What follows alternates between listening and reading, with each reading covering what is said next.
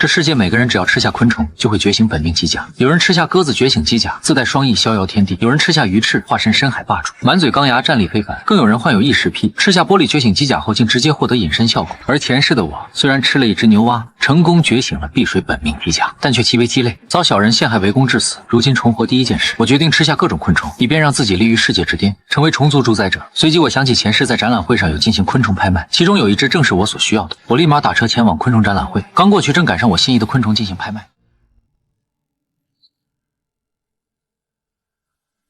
我出8000。不就是个情郎吗？谁花这钱？没啥稀罕的，不知道。8000一次，8000两次。等等，我出1万。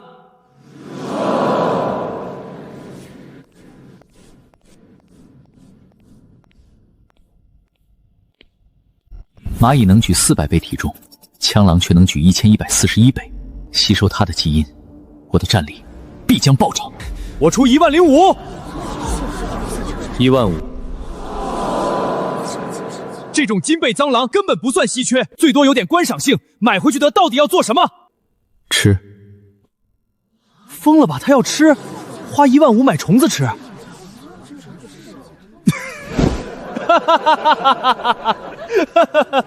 这家伙明显不正常，还是8000块给我吧。这位先生，如果你要捣乱的话，那我可就要叫保安了。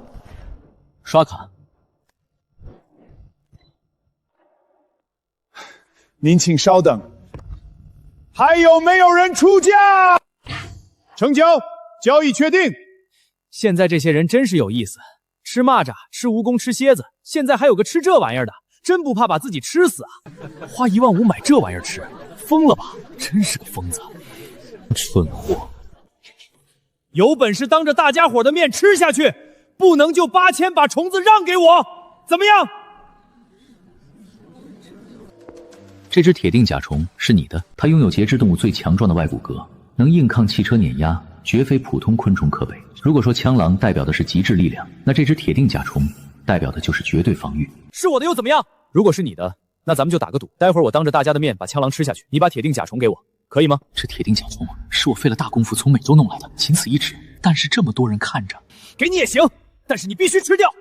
好，一言为定。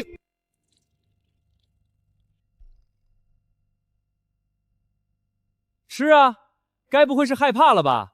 要不要我再给你找个厨师？吃啊！不敢了就认输。好，兑现赌约吧。慢着，这只铁定甲虫我要了。风华集团的小少爷安红海，这位可是出了名的败家子儿，天天撒钱。看来最近不玩鸟，改玩虫子了。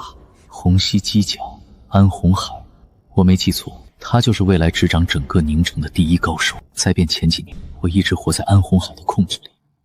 他的虹吸机甲威力极强，冲撞起能直接撞碎一座大山。要不是当年趁机溜走，我早就成了一堆枯骨。金背枪狼基因吸收完成，1阶虫兵通用型机甲，进阶为巨神机甲形态。其他3项数值虽低，可力量竟已达到2阶机甲水准。还有这逆天专属模块，这波稳了。能不能把这虫子转让给我？我出双倍价钱。抱歉，我不缺钱。这么多人，一旦发生变异，就算是我也吃不消。我说把那只虫子让给我，你没听见吗？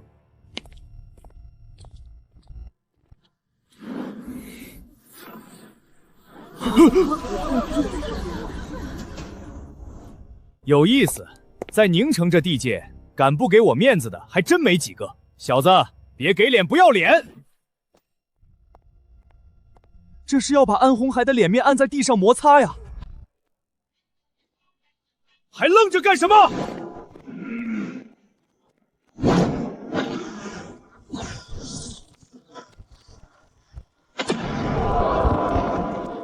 妈呀，这是什么？不可思议！这该不会是外星科技吧？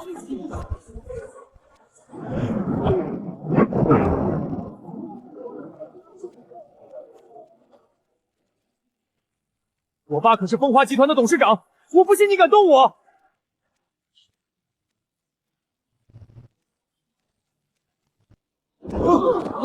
放心好了，我现在可不会动你，咱们以后见。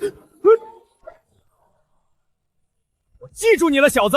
就算有机甲又如何？没军方背景，你就是蝼蚁。大军出动，30米机甲也没用。可他不知道的是，一旦异变，所有武器都会沦为废铁，唯一能依靠的只有自身觉醒的本命机甲。没对他动手，只是想要他的机甲核心。巨神机甲目前只是1阶，升级除了材料，还需要只有本命机甲觉醒后才会掉落的核心。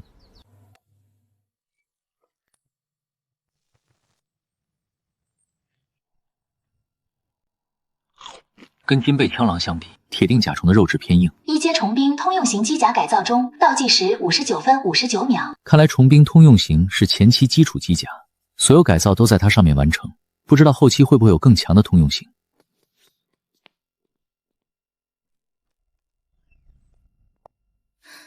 往哪儿看呢？真下头！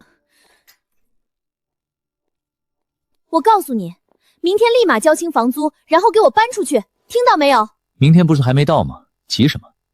就怕你到时候有命收钱没命花。卫生费、墙面损耗费、家具折旧费，算下来你的押金1分都不剩了。听到了吗，小子？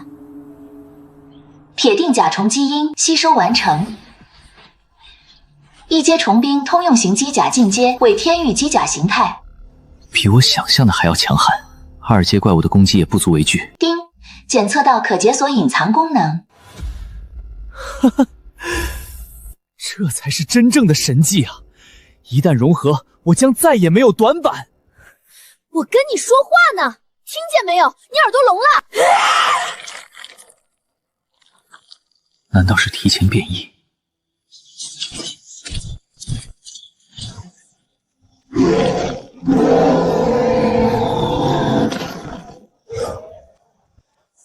这次不躲了，试试天域机甲的防御到底有多强。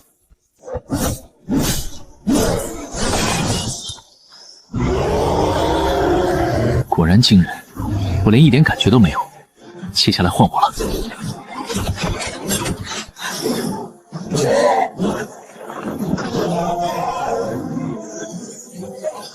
就把这个血核用在巨神机甲上。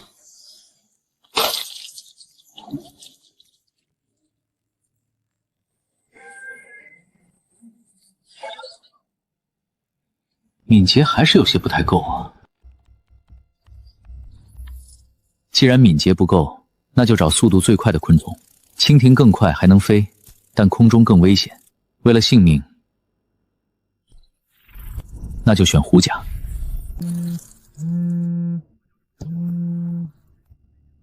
我叫楚家镇，对您身上的那件东西很是欣赏。我这里也有一些奇怪的事情发生，或许您能知道部分原因。前世安红海之所以能够掌控宁城，是因为楚家镇并没有在此成事。我想邀请先生到我这里做客，您意下如何？可以。异变初期规则混乱，单靠自己势单力薄，有大势力支撑能更好过渡。况且楚家镇有一座巨型植物园，里面虫子数不胜数，虎甲在这钢铁城市里不好找，这下正好解决了。我已经派司机在楼下等着了。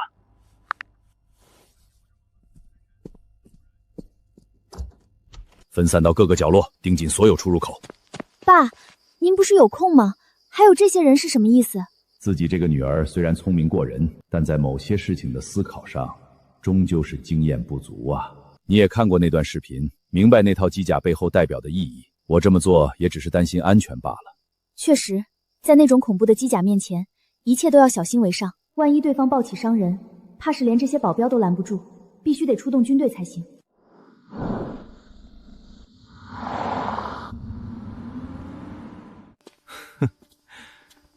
调查里他明明有几分懦弱，可如今锋芒毕现，危险四溢，我竟在他身上嗅到了对手的味道。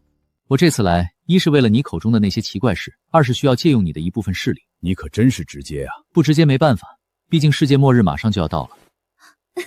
世界末日，你看电影看多了吧？本以为你是什么大人物，没想到居然这么搞笑。楚总，不要试探我，也不用害怕我，只要你不危害我的利益，我不会对你出手。相反，咱们还能达成一些合作。你说的世界末日是真的？当然，如果我没猜错的话，你说的那些奇怪事，应该就和这件事有关。跟我来。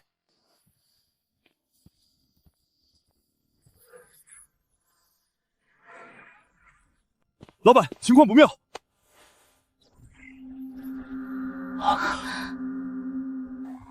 这就是最常见的血尸。血尸没有神智，极度嗜吃，会吞噬眼前一切活物，哪怕是同类也不例外。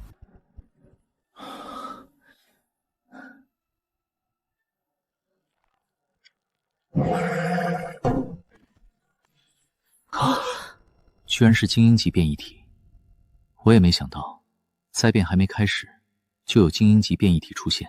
他是我这支保镖小队的队长，名叫丽莎，从昨天就开始行动异常，迫不得已我才把他关到这里。虽然不知道你说的精英级变异体是什么意思，但我也能察觉到这东西非同寻常。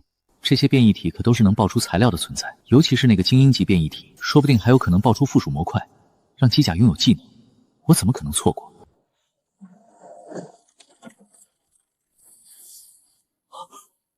主攻材料学这么久，我从来没见过这种材质，这机甲到底从何而来？老板，这么多兄弟都不是那怪物的对手，您这客人能行吗？爸，让黄庭先回来，这种怪物还是交给军队来解决吧。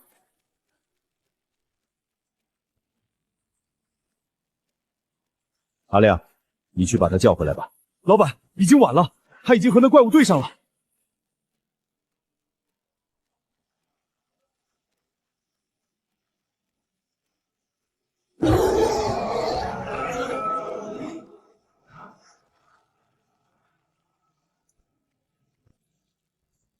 力气挺大呀，果然，哪怕经过敏捷血核强化，巨神机甲的速度还是稍慢一筹。既然这样，那就尽快解决算了。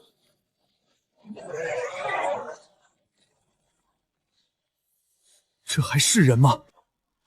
当初光是为了搬动这头怪物，我们都出动了2辆10吨吊漆。我不只有震惊，更有担忧。怪物出现背后的秘密，才是我肯放下身段和他结交的最大动力。现在的巨神机甲还没有加装附属模块，也就是相当于游戏中的技能，所以只能凭借身体部位进行普通攻击。可即便这样，血尸也难以抵挡。击杀一阶变异血尸，获得材料力量血核，效果用于机甲强化时，可略微提高力量属性。从刚才的监控画面可以看出，那个由丽莎转变的精英级变异者速度极快，自己现在动手肯定必败无疑。等找到虎甲虫改造出新型机甲后再动手也不迟。至于另外2头血尸，我同样留下有用。奇怪，那么大的机甲，你到底藏在了哪里？这到底是什么技术？我只知道自己能够召唤本命机甲，还真不清楚机甲从何而来，到底运用了哪种技术。怎么了吗？人家就是问问。能够解决如此怪物，可真是年少有为啊！楚总客气了。楚总，我有一件事需要您帮忙。什么事儿你尽管说，只要我能做到的，就一定帮。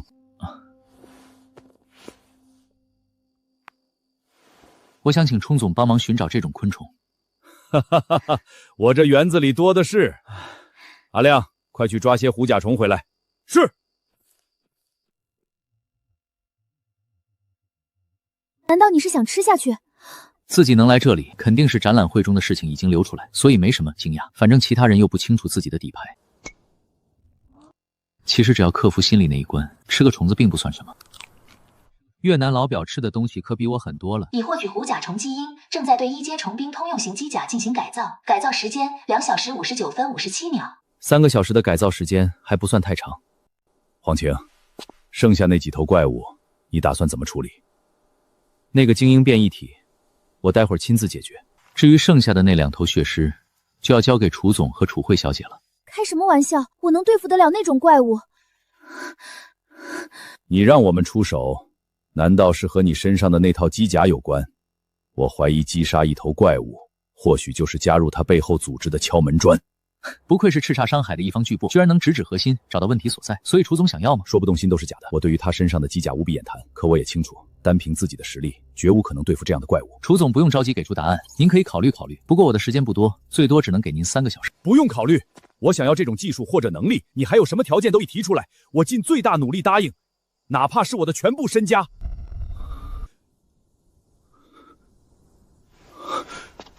如果是楚慧的话，我不能答应，只能帮你劝说。自己之所以一直盯着楚慧，纯粹是前世对她没有印象。或许楚家珍离开宁城前，楚慧就已经死了。好在自己重生归来，这场悲剧可以重新改写。至于条件，说实话，我现在还真没有特别需要的东西。日后如果我有需要的话，希望楚宗不计损失的帮我一回。我答应你，哪怕是我身死，但我有一个条件，那就是楚慧不受这个条件的约束。可以，这个条件对自己来说，可比任何金银财宝都珍贵。时间也不早了，楚总，要不吃点东西？吃东西？吃什么？当然是……我有预感，只要自己说出的那条关键信息，一定会被无处不在的宇宙意志所抹杀。自己知道可以，但不能提前透露给其他人。蓝星之所以发生异变，都是施加在上面的宇宙意志搞鬼。前世我实力并不算顶尖，接触不到这一层面。如今重生归来，我倒想看看所谓的宇宙意志到底是什么东西。就是吃点好的。阿亮去准备一下。黄婷，你刚才所说的世界末日到底是什么？这次没有宇宙意志警报，看来可以说。2天后的中午12点，太阳会变得血红一片，到时大部分生物都会发生异变，血尸就是其中最常见的一种。没有发生异变的那些人，则会觉醒出各种各样的本命机甲。本命机甲？看来是自己猜错了，本命机甲能够提前觉醒，对吧？要求就是击杀提前异变的生物。对，跟聪明人说话就是轻松，一点就透。既然生物能够提前异变，人自然也可以提前觉醒本命机甲。提前觉醒，吃点好的。吩咐下去，把收藏间里的那些厉害的东西一起炖了。吃化石？自己的老板怕不是疯了？你亲自盯着，一旦弄好，马上送过来。是。无论是猛犸象还是阿根廷巨鸟，都是极为强大的猛兽。看来这一世楚家镇的实力还要有所提高。楚慧，楚慧，楚慧，楚慧，原来你真的在这里！我就说他们没胆子骗我。你怎么又来了？我都说了我不喜欢你，别再纠缠我了。嘿嘿。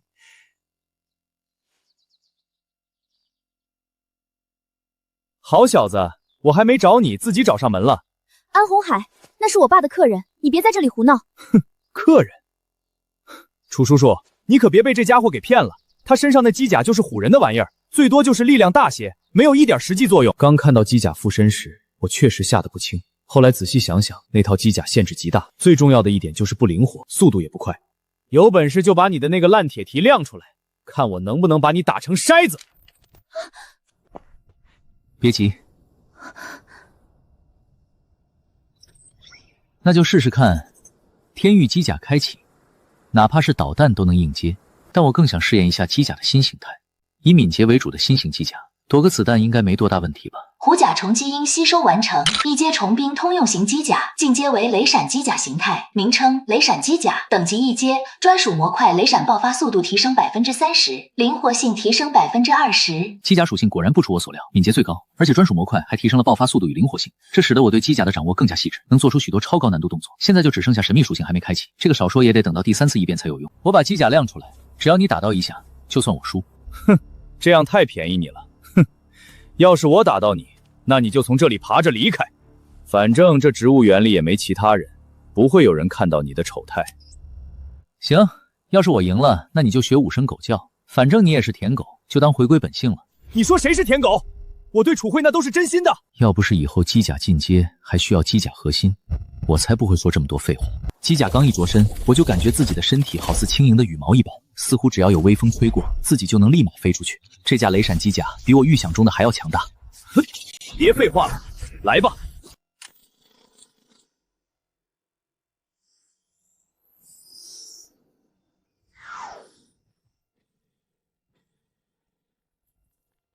子弹居然真的躲过去了。毫无疑问是安红海输了。安少爷，既然输了，那就履行赌约吧。这一刻，我真的有些害怕，眼前这个年轻人。只有我一人，他肯定不会承认这个赌注。但旁边还有楚家镇和楚慧，他不承认也没办法。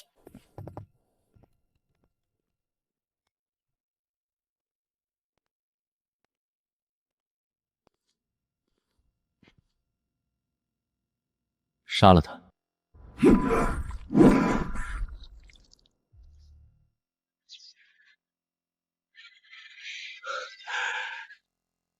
恭喜你，楚总，提前觉醒机甲，成为末日来临前的先行者。跟楚家镇这种老江湖相比，楚慧的心智就差了很多。不过很快就克服了心理障碍，同样砸了下去。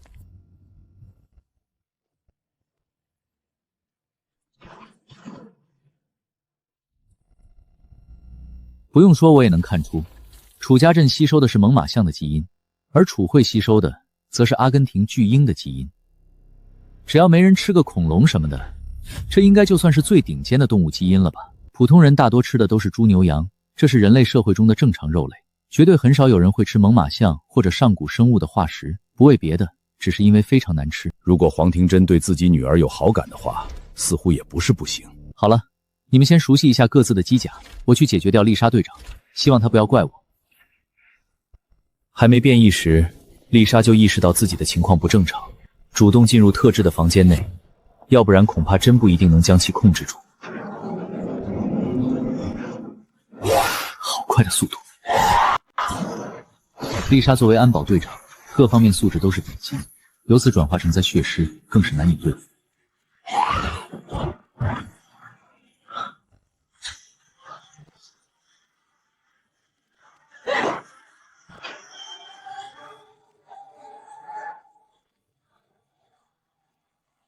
精英级变异制的实力非同小可，黄庭万一打不过，那可就糟糕了。我去帮他，你先离开这里吧。我好歹也觉醒了本命机甲，怎么可能先离开？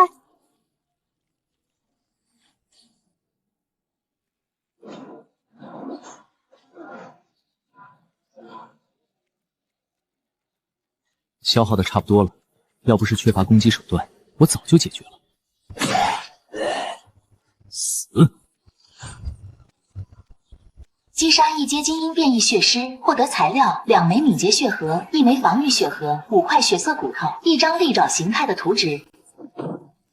血色骨头爆率不算高，没想到出现的这么快。血色骨头品质普通，效果来自于血尸身上的骨头非常坚硬，可以当做机甲强化材料。前期机甲升阶，这是不可或缺的强化材料，这种材料自然是多多益善。不过更让我激动的是这张图纸，图纸名称利爪形态。我的机甲一直缺有效攻击手段，这简直解决了燃眉之急。所需材料2枚力量血核、1枚敏捷血核、3块血色骨头。这些我刚好都有，现在就能打造出来。机甲自带的储物空间刚好存着之前搜刮的血核，成了。这利爪终于补上了攻击短板。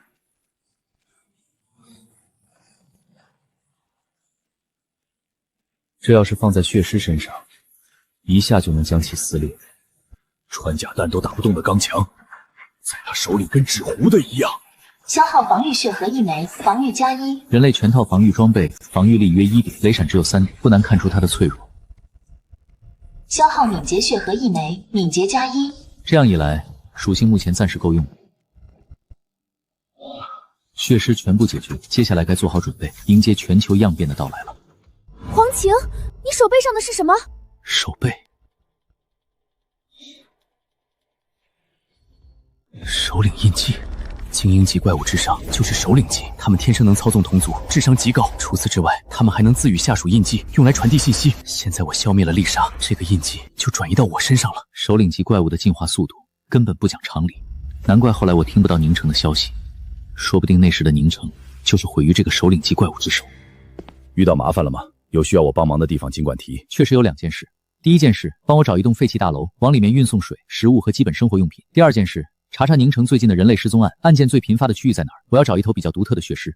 没问题，我立刻派阿亮下去处理。收到地图后，我一一去排查。几个地方都查过了，没有一点异常。这个首领级怪物的智商远在我的预料之上。还是没有收获吗？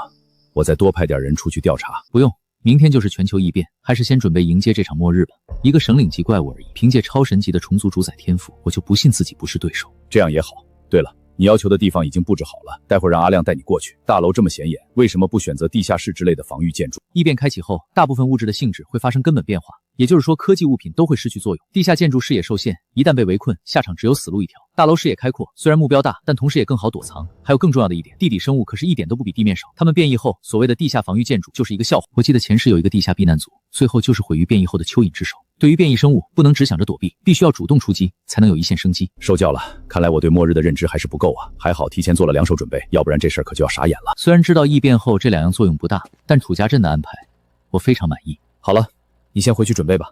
记住，一旦身边有人出现异常，立马出手解决，不要有丝毫犹豫。这不是丧尸，也没有解药，一旦变异，必死无疑。是，黄庭先生。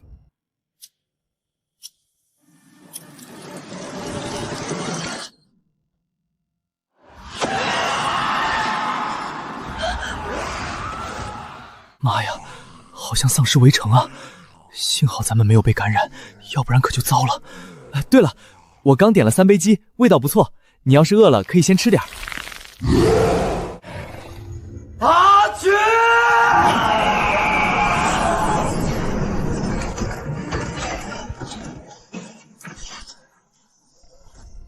对不起，阿群，我来帮你解脱。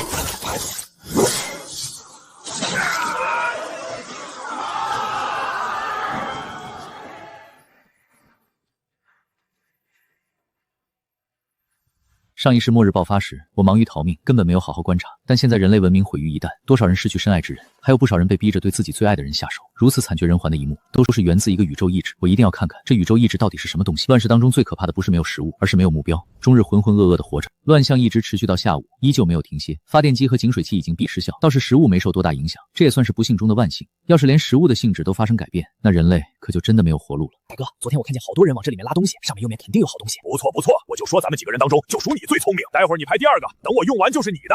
放开你们这群混蛋！救命啊！救命！你就是喊破喉咙也没人理你。都世界末日了，还不能让老子爽一下？听说你还是个研究生，研究生好啊！老子之前点过一个本科生，这研究生还是第1次。楼下这几个男人在干什么？末日开启后，很长一段时间内都奉行的是弱肉强食法则，直到后期才会有所收敛。我想到社会秩序会崩溃，只是没想到会这么快。看来这几人也是好货色，要不然不会末日一开始就用下半身想问题。大哥，就一个人，还有好多吃的。兄弟，这么多吃的你也吃不完，大家一起享受怎么样？你送我们食物，我们分你娘们儿。待会儿我第1，你第2。大哥，不是说好的我第2吗？马德，你往后再排一位不行？行行行，都听大哥的。相较于女人，我更喜欢你们身上的东西。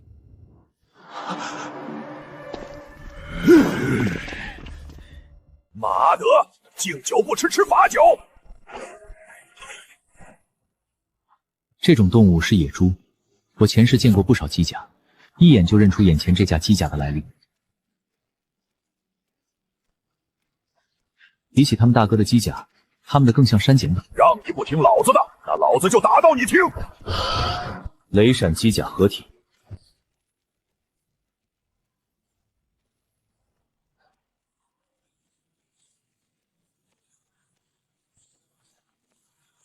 小子，你就只会跑吗？来跟我打一场！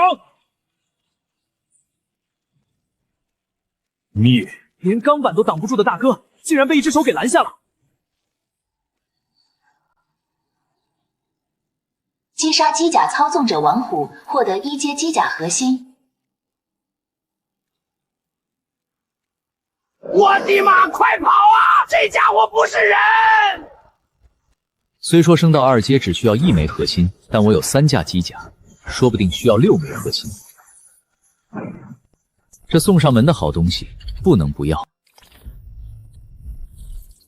我给你2个选择，一是离开这里，但不能暴露这里的存在，否则我会亲手杀了你。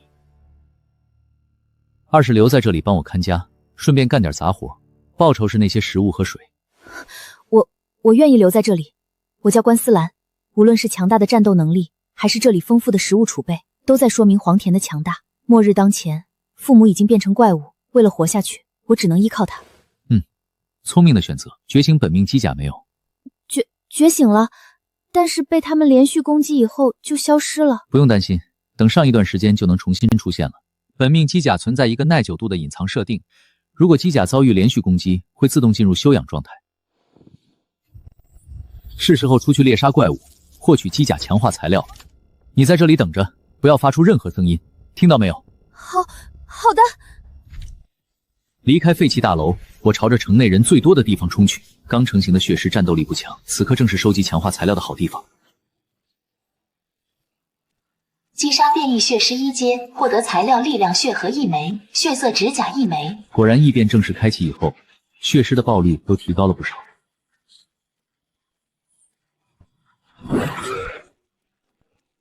击杀变异血尸1阶，获得材料血肉余烬，品质普通。我收回刚才的话，没想到现在居然连保底的血核都没了。异变还没正式开启时，血尸的爆率始终稳定在1个血核，如今上限提高的同时，下限也降低了。不过蚊子再小也是肉。刚才我连大气都不敢喘，生怕黄庭一个不高兴把自己也灭了。好在自己的运气不错，成功活了下来。本以为只是没信号，怎么连打开都不行？黄晴警告过的不能乱走，电影里不听劝的往往死的都很早。我不蠢，只想好好活下去。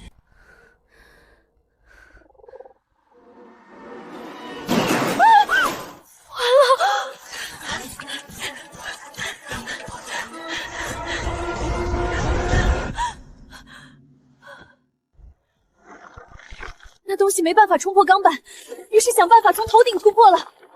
鸽子，一群变异鸽子！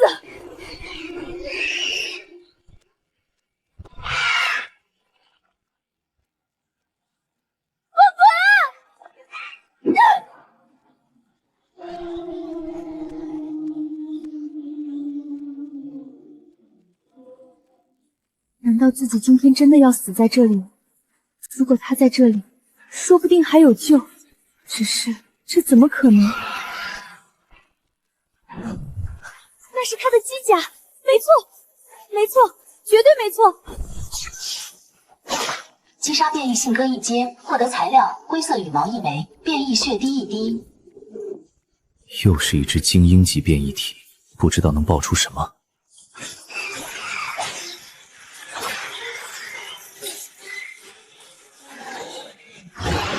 现在才想着逃跑，太晚了。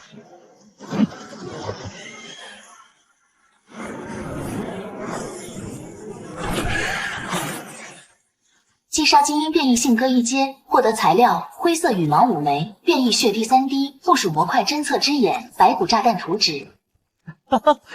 材料掉落暂且不说，灰色羽毛增加敏捷，变异血滴增加力量和防御，都需要经过处理才能使用。侦测之眼可是一个好东西，不但能查看异变生物的基本信息，同时还能降低自身气息，算是前期神技之一。白骨炸弹比起侦测之眼同样不差，爆炸威力巨大，用来清理弱小的异变血尸十分合理。如果使用得当，一枚白骨炸弹能轻松杀死数头血尸，更何况这张图纸还能重复使用。有了这个，自己很快就能完成前期的财富积累，进行机甲升级。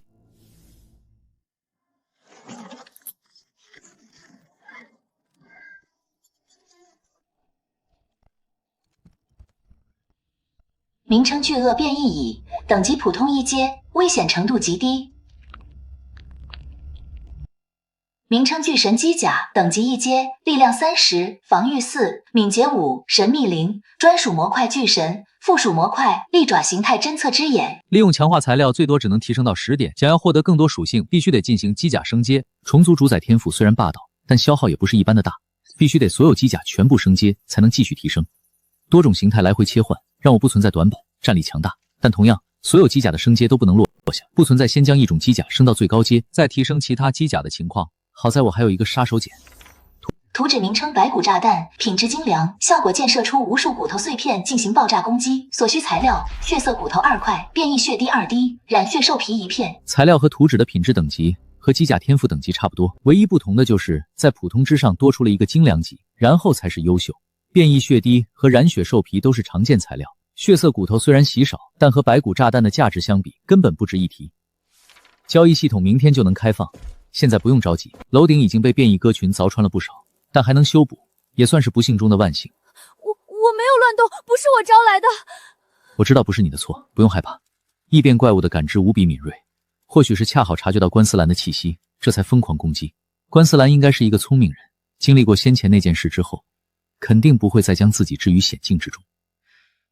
这里还是不太安全，要是像蜗牛一样能背着房子满世界跑就好了。可惜这样的生物应该不多。除了蜗牛之外，还有一种昆虫也会背着房子到处跑。那可真好。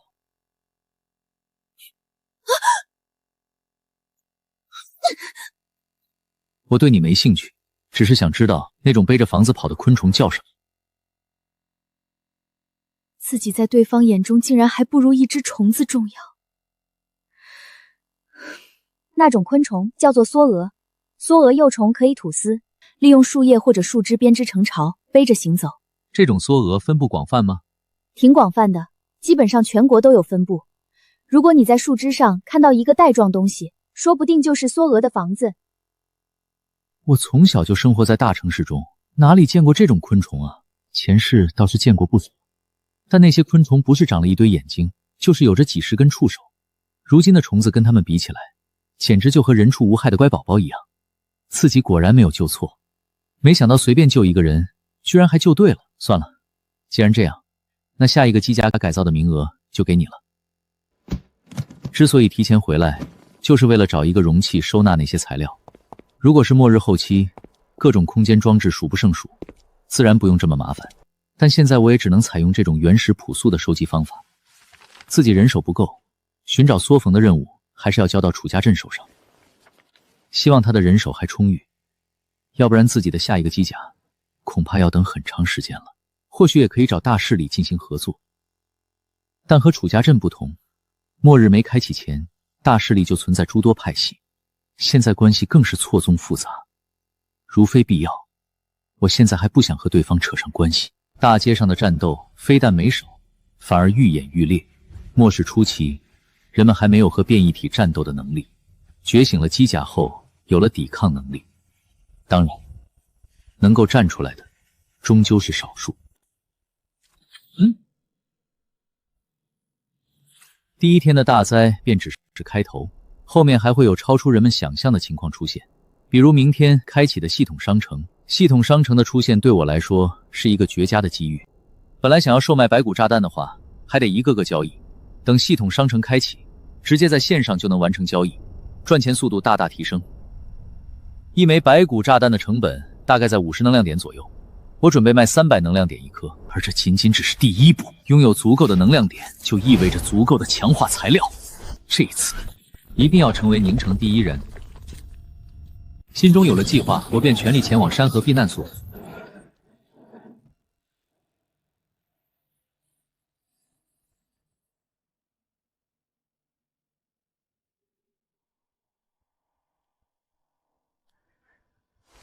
有情况，300米外出现一个机甲，它的速度很快。不好，它冲到门口了，全员戒备。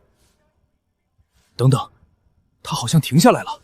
我是塔台，发现目标，正在靠近。重复，正在靠近。老板，有不速之客闯入外围防线。好了，不用紧张，是老朋友来了。是黄庭吗？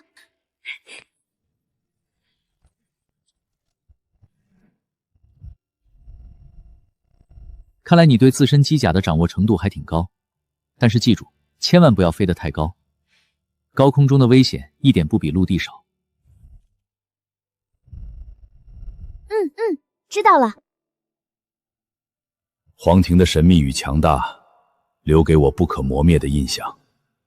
再加上本身的身高和相貌都很出众，如果他们两个能够在一起，那也不错。这次可真是多亏了你，要不然宁城肯定要死很多人。我还是第一次见老板这么重视一个年轻人。不过，如果对方是黄庭的话，那就一点都不奇怪。我这次前来是想找一样东西，梭蛾。梭蛾这个以前很容易找到，现在恐怕要麻烦点，我会让人留意的。我早就猜出黄庭的机甲与昆虫有关，双方目前是同盟关系。黄庭越强，自己的利益也就越有保障，因此我一口答应下来。楚总，不知道你们的人有没有爆出这3种材料？我愿意用一个小秘密交换。哦，我看看。巧了，这3种材料我这儿都有，不知道你愿意用什么秘密交换？只要把血核捏碎，让里面的血液流到机甲上，就能提升对应属性。不知道这个小秘密能值多少？我没有隐瞒血核的用法，就算我不说，这个秘密以后也会爆出来。与其到时候弄得人尽皆知，不如现在就换取一点好处。我还以为血核的吸收非常麻烦，没想到竟然这么简单。血色骨头数量不多，我给你8个，变异血10滴，染血兽皮6张，可以吗？我计算了一下，这些材料加上自己的积累，可以制造出10个白骨炸弹，差不多够用了。我也明白，现在是异变初期，楚家镇能给出的材料并不多，至于普通人只会更少。反正是无本买卖，给多少都行。再者，楚家镇也不是我的手下，我和对方只是合作关系。拿到材料，我找到一间屋子，开始制作白骨炸弹。白骨炸弹属于道具，一般来说有2种制作方式，一种是用图纸，另一种是手工打造。手工打造比较麻烦，难度也更大。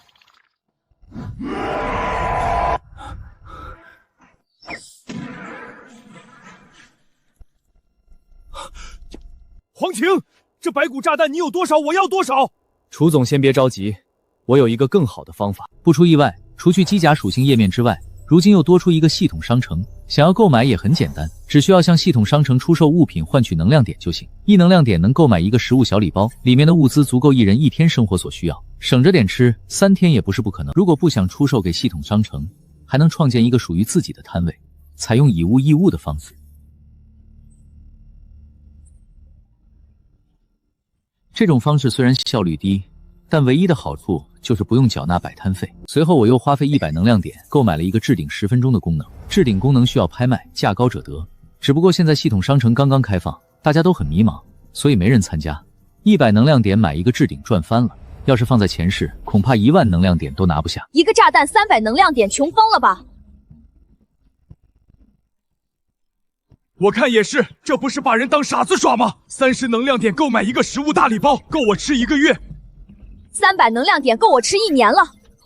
奇怪，他的东西怎么一直都排在第一啊？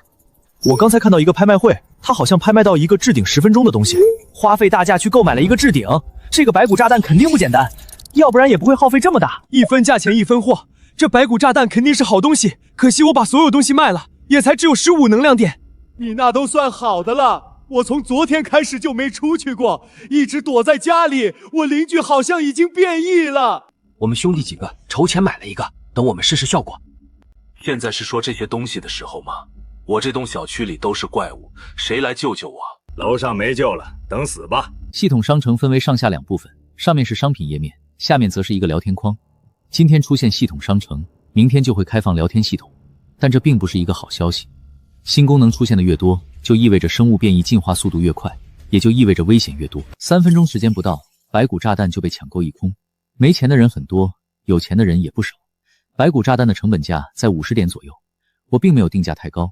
300能量点对一些大势力来说根本不算什么，哪怕是普通人也能凑钱购买一个。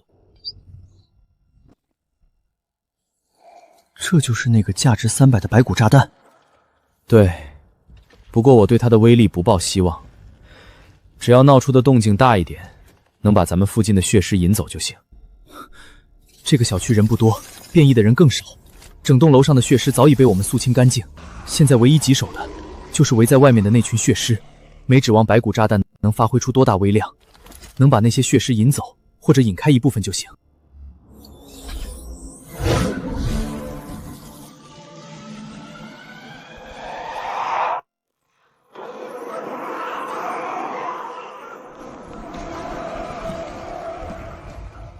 这炸弹威力有点大呀！买，再多买点，有这种好东西在，谁还想着逃出去？当然是把血尸都炸了，收获好东西啊！我也没闲着，先是利用能量点大肆购买制作白骨炸弹所需的材料，然后又标记出自己所需的图纸和附属模块。跟实物相比，图纸和附属模块价格贵得惊人，随便一个都需要上千能量点，好一点的更是以万为单位，只能先放弃了。几乎是在瞬间，50个白骨炸弹消失不见，取而代之的则是15000能量点。没有耽搁，除去几个标价太过离谱的以外，我将市面上能看到的低阶材料全部一扫而空。白骨炸弹图纸的爆率不算低，这也就是末日前期。再过一段时间，可就不值钱了。不，或许可能到了明天就不值钱了。所以我要趁着现在还有价格，尽可能的多卖出去一些。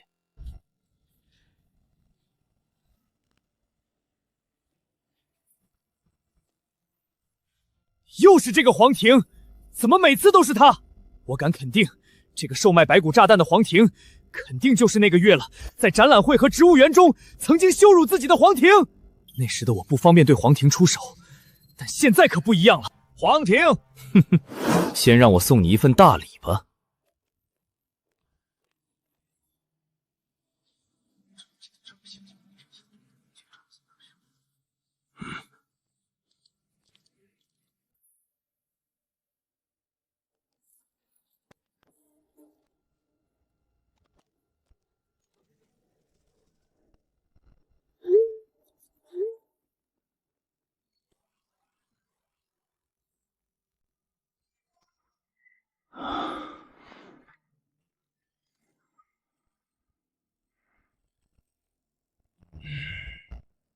阿亮，立刻去找环婷。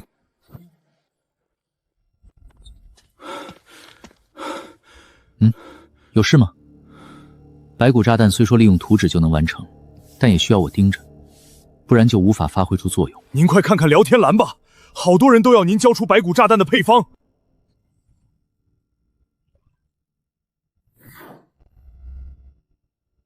不用在意这些，你们只需帮我盯着上面有没有遗漏的强化材料就行，其他的都不用管。想要白骨炸弹的配方，怎么可能？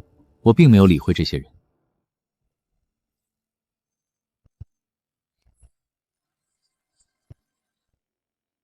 看吧，他们的行动比嘴老实。哼。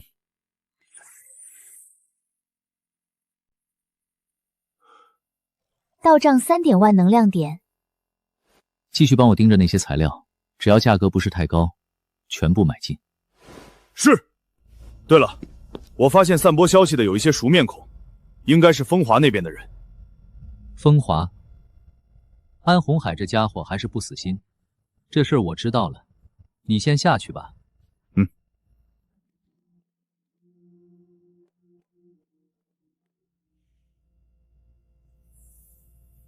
这些材料应该可以将巨神机甲的属性堆到1阶极限。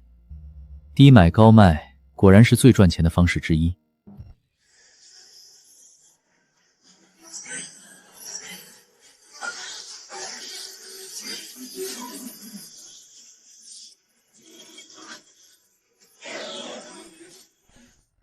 属性提升到达极限了，接下来就是机甲升阶。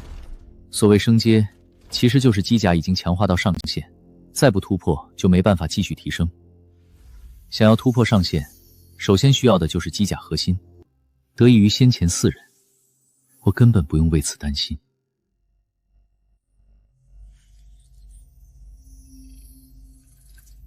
机甲升阶开启，此次升阶所需时间28小时。本以为能找人恶心黄婷一波，没想到对方根本不理会。老大，老大，我们好像发现了一个精英怪。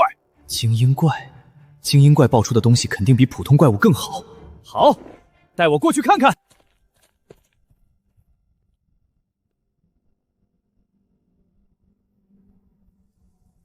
那头精英怪物是一头梅花鹿，没有异变之前，只要给口吃的就会鞠躬，挺可爱的。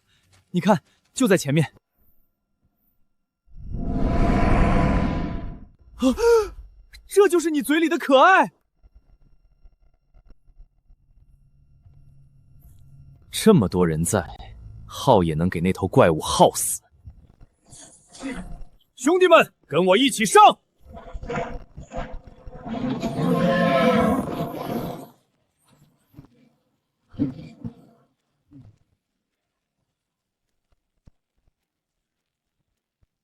这是白骨炸弹的图纸，哈哈，老子也有图纸了。黄婷，这下你可没有办法了吧？立马去市场上把图纸需要的材料全给收集回来。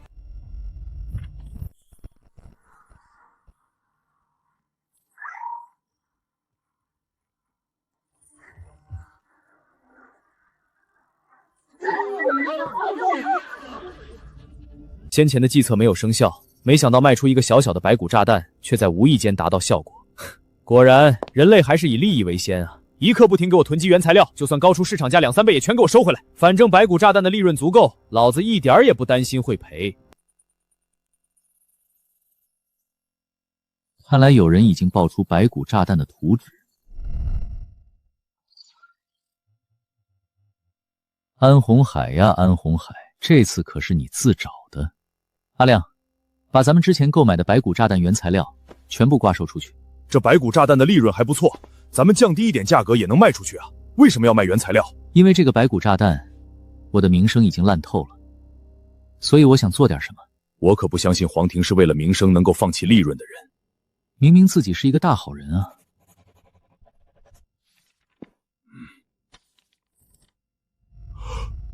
这下我总该是个好人了吧？好人？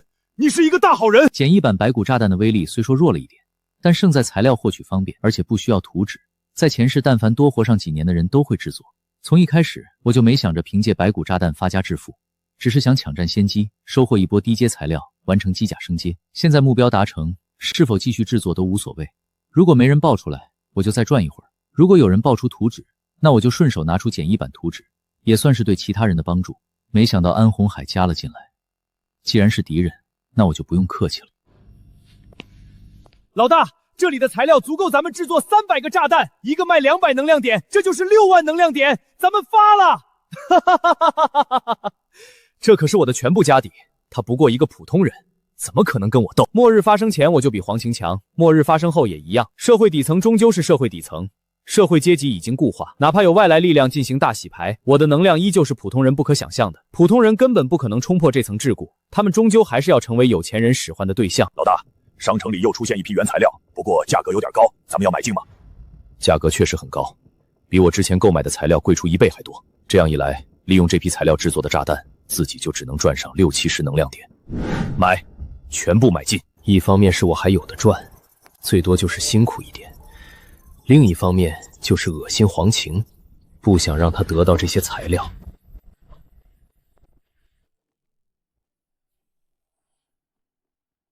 我这次倒想看看自己拥有这么多炸弹和能量点，楚慧还会不会答应自己的追求？要是还不答应，反正我早就看楚家镇那个老家伙不顺眼了，真要惹恼了我也不介意用抢。我安红海得不到的女人，其他人也别想得到。哪怕自己提高了血色骨头等原材料的价格，可安红海还是全部收购。一来二去间，我的能量点已经来到3万高关。随着最后一点材料被安红海购进，我再次花费100能量点拍买了一条置顶信息。真假？真的假的买一个看看不就知道了，反正也不贵。卧槽，1能量点，黄庭大佬莫不是发善心了？我先去试毒，半个小时后还没回来，请帮我报警。楼上的，安心去吧，我会帮你替试。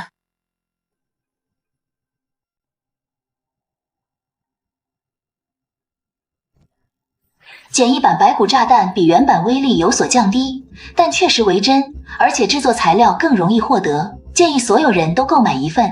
竟然是真的，官方都出来发文了。是真的，我平日里就爱做手工，刚才试着做了一下，真炸了，那威力比手雷还要牛逼。手工制作威力这么大，制作的时候会不会爆炸呀？不会，这个炸弹比较奇特，里面并没有火药之类的东西，似乎是有种神秘力量。如果制作失败，那就是一堆普通的原材料，只有制作成功的瞬间，里面才会注入那股能量。黄庭大佬牛逼，真的我哭死。呵呵，之前你们还骂他是奸商，现在人家把这么好的东西都分享出来了。对不起，黄庭大佬，我错了，请收下我的膝盖吧。随着简易版白骨炸弹出现，我的口碑开始逆转，不少人纷纷为我站台，替我说好话，但也有人不服，想要暗中搞事。那又如何？又不是无偿分享。既然想让大家知道，那就应该无偿分享出来。楼上的脑子没病吧？1能量点你掏不出来，你去试试好吧。想要上架商品，最低都是1能量点，要不是这个限制，黄庭大佬肯定是无偿分享。我记得他之前就是他一直在说黄庭大佬的坏话，我看就是纯黑子。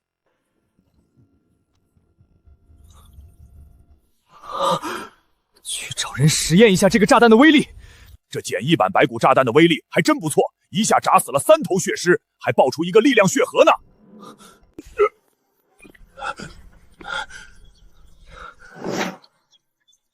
蠢货！这个炸弹要是好用，咱们囤下的那些原材料怎么办？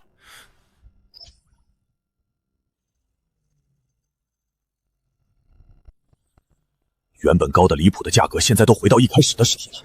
之前高价购入的材料全部亏了，而且之前卖炸弹的能量点也没攒下来。聊天系统正式开放。虽说聊天系统开放，但是血尸和其他怪物的成长速度再次加快，某些地方已经出现2阶怪物，从而被列为禁区。聊天系统分为3个部分，分别是私聊、群聊、区域聊天和世界聊天。世界聊天暂时还没开放，不用操心。真正让我在意的是群聊功能，这才是组建一个势力的根本保障。创建群聊需要2人以上，外加1000能量点。能量点对我来说不算什么，只是进入群聊的人需要好好考虑一下。放下群聊系统的事，我再次召唤出巨神机甲面板。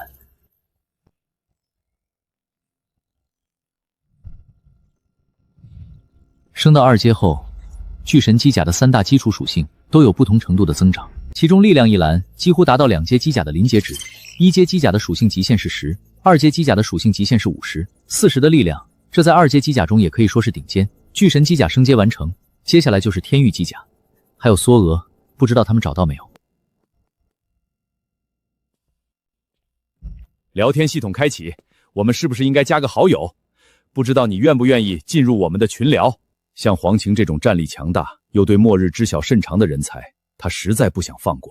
楚总，抱歉，我有自己的打算，我未来还有许多事要做，不想把自己拴在楚家镇的战船上。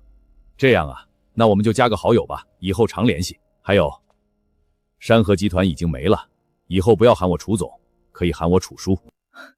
好的，楚叔，自己现在和楚慧差不多大，喊一声叔也不算丢人。对了，阿亮的手下逮到一个小家伙，你看是不是你要找的那种梭娥？现在虫子进化的这么快，都用钢筋造房子了。不管是不是，我决定还是先收下，回去让关思兰看看。随后我又转给楚家镇1万能量点，当做这次的报酬。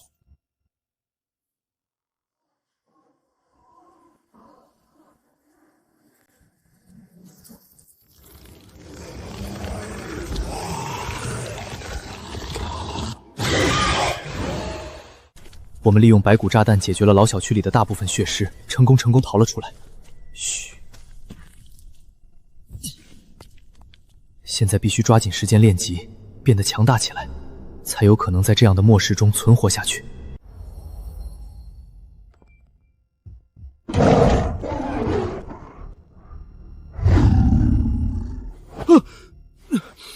这种鬼东西可比生化危机强多了，放在以前肯定要被和谐掉。这头怪物我们对付不了，还是赶紧跑吧，赶紧跑吧！再不跑，我们就要被和谐了。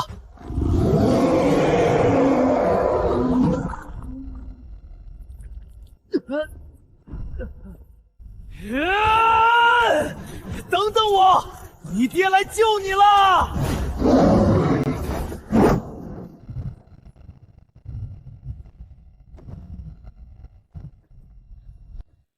现在的你们还不是他的对手，记住，凡事以留住小命为准，不要轻易选择冒险。名称：双头融合血尸，等级：精英1阶，危险程度低。很显然，双头怪物是一个精英级变异，而且处在即将升阶的边缘，不然危险程度一定是极低，而不是低。这样强大的怪物可以轻松撕碎普通的1阶机甲，要不是这俩的机甲不是普通货色，现在才赶来的我，恐怕只能给他们收尸了。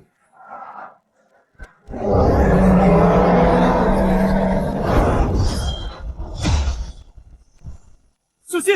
我清楚那张大嘴的威力，机甲厚重结实的铁皮，在那大嘴之下，就和纸糊的没什么两样。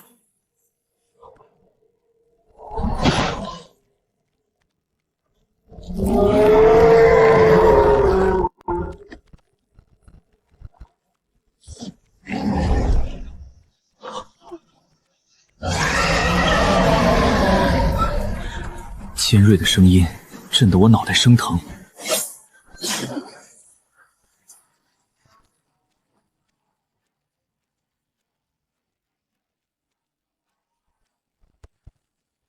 击杀精英级双头融合血尸，获得染血兽皮4片，锋利獠牙3个，血色骨头3根，获得附属模块恶犬之牙。